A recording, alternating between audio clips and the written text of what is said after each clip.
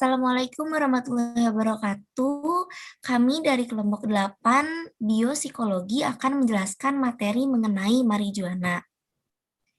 Sebelum itu, mari kita berkenalan dulu dengan anggota kelompoknya. Yang pertama ada Kang Aldo Wibisono dengan NIM 7111171182. Kemudian selanjutnya ada saya sendiri, Karini Ayu dengan NIM 004.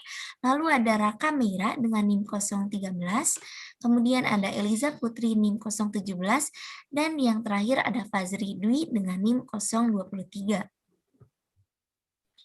Nah, berikut adalah materi yang akan kami sampaikan. Yang pertama ada pengertian, yang kedua ada efek samping, dan yang terakhir ada treatment. Untuk materi yang pertama yaitu pengertian akan dijelaskan oleh rekan saya Eliza Putri. Kepada Eliza Putri dipersilakan. Baik, terima kasih Karin. Pertama kita mulai dengan pengertian. Ganja atau marijuana adalah psikotropika yang diproduksi dari tanaman Cannabis sativa yang mengandung tetrahidrocannabinol dan cannabidiol yang membuat pemakainya mengalami euforia, rileks, dan meningkatkan penginderaan. Marijuana umumnya diperoleh dari daun kering, batang, biji, dan bunga dari tanaman ganja. Biasanya berwarna hijau, coklat, atau abu-abu yang menyerupai tembakau. Nah, ganja yang kualitasnya rendah biasanya diperoleh dari seluruh bagian tanaman ganja, dan ganja yang kualitasnya tinggi biasanya diperoleh dari kuncup atau bunga bagian atas tanaman ganja. Nah, teman-teman, pengguna ganja ini biasanya mengonsumsi ganja dengan dibuat menjadi rokok untuk dihisap supaya efek dari zatnya bereaksi dan kadang-kadang dikombinasikan dengan obat lain seperti kokain, bahkan bisa dicampur dengan makanan atau diseduh sebagai teh.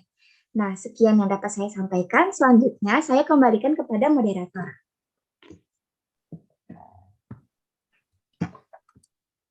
Terima kasih untuk penjelasannya, Eliza. Nah, materi kedua yaitu efek samping akan disampaikan oleh rekan saya yaitu Raka Mira. Untuk Raka dipersilakan. Baik, terima kasih Karini.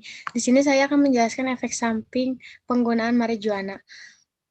Pada dosis rendah, penggunaan marijuana merusak koordinasi, mempengaruhi cara berpikir dan memproses informasi. Dan pada dosis tinggi, distorsi gambar, kehilangan identitas pribadi atau lupa ingatan dan halusinasi. Selanjutnya, kandungan kanabinoid dan dranabinol dalam marijuana aman ketika diminum sebagai obat resep yang tepat. Penggunaan marijuana tidak aman ketika dihisap atau diminum sebagai ekstrak tumbuhan. Berikut efek samping yang ditimbulkan dari penggunaan marijuana. Slide selanjutnya.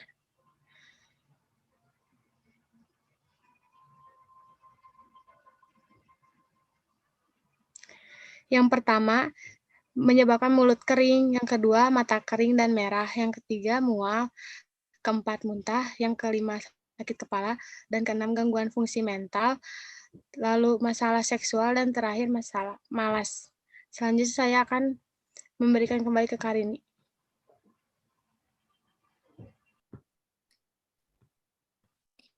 Nah, efek samping yang selanjutnya yang bisa dirasakan itu yaitu pengguna akan tertawa berlebihan. Kemudian juga bisa terkena masalah jantung dan tekanan darah. Jadi, beberapa saat setelah mengisap ganja, detak jantung itu akan bertambah 20-50 denyut per menit. Nah, efek ini akan berlangsung selama 3 jam.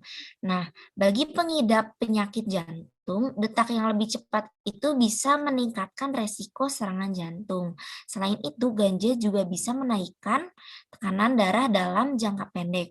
Nah, itu juga akan membuat resiko pendarahan.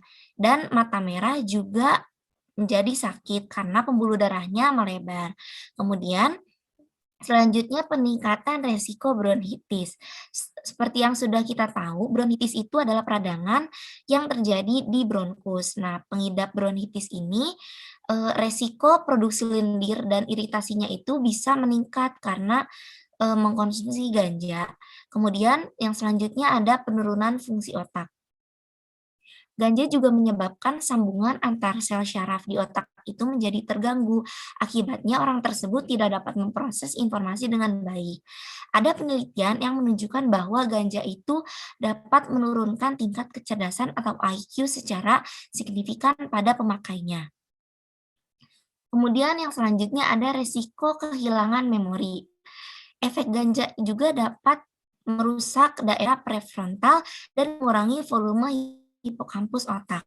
Sederhananya, volume otak akan menjadi lebih kecil. Hal ini berpengaruh pada memori atau ingatan. Nah, hipokampus itu kan daerah otak yang bertanggung jawab untuk menyimpan memori jangka panjang.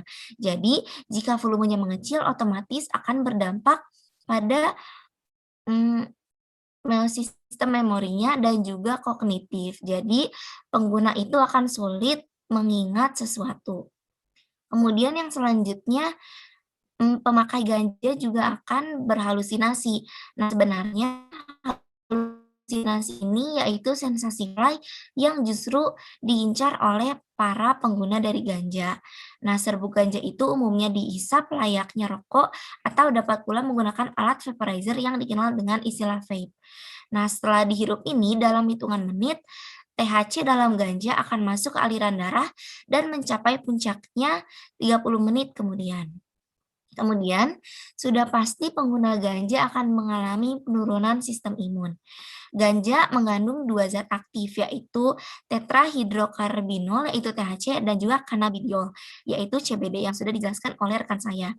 Nah, saat seseorang menghisap atau menghirup ganja, THC akan masuk ke aliran darah melalui paru. Nah, senyawanya ini dapat menurunkan sistem pertahanan tubuh. Hal ini yang menyebabkan penghisap ganja lebih rentan mengalami infeksi dibandingkan orang yang tidak menggunakannya. Nah, mungkin cukup sekian efek samping yang bisa kami sampaikan. Kemudian, treatment yang akan dijelaskan oleh rekan saya, Fazri. Untuk Fazri, dipersilakan. Baik, terima kasih moderator. Saya akan menjelaskan mengenai psikofarmaka. Psikofarmaka ini merupakan salah satu jenis terapis dengan menggunakan obat-obatan. Psikofarmaka ini berarti diberikannya obat kepada si pecandu untuk mengurangi kecanduannya. Tentu saja standar pengobatan yang digunakan hanya untuk penyakit yang patofisiologisnya berkaitan dengan masalah neurobiologis. Cara kerja dari obat-obatan yang digunakan ini yaitu dengan cara memengaruhi sistem saraf pusat yang bisa memengaruhi dan mengurangi suatu kecemasan, sehingga dapat menimbulkan kecemasan kepada orang yang diberikan obat-obatan tersebut.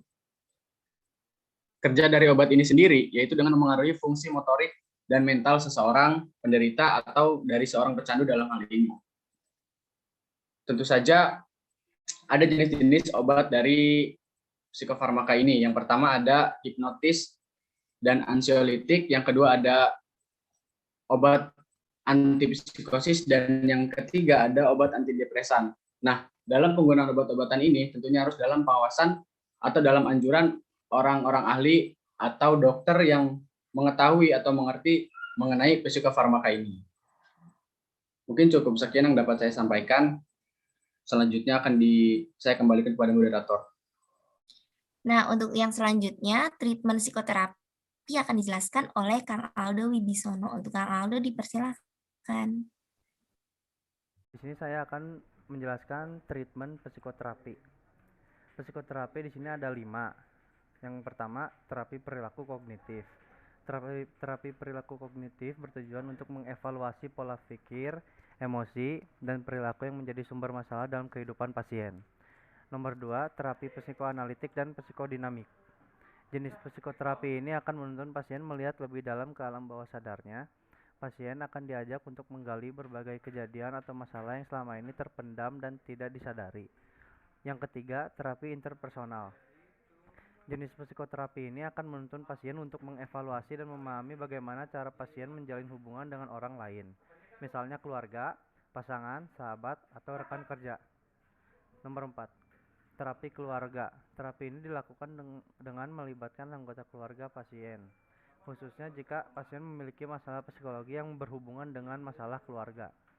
Dan yang terakhir, nomor 5, hipnoterapi. Hipnoterapi adalah teknik psikoterapi yang memanfaatkan hipnosis untuk membantu pasien agar bisa mengendalikan perilaku, emosi, atau pola pikir dengan lebih baik.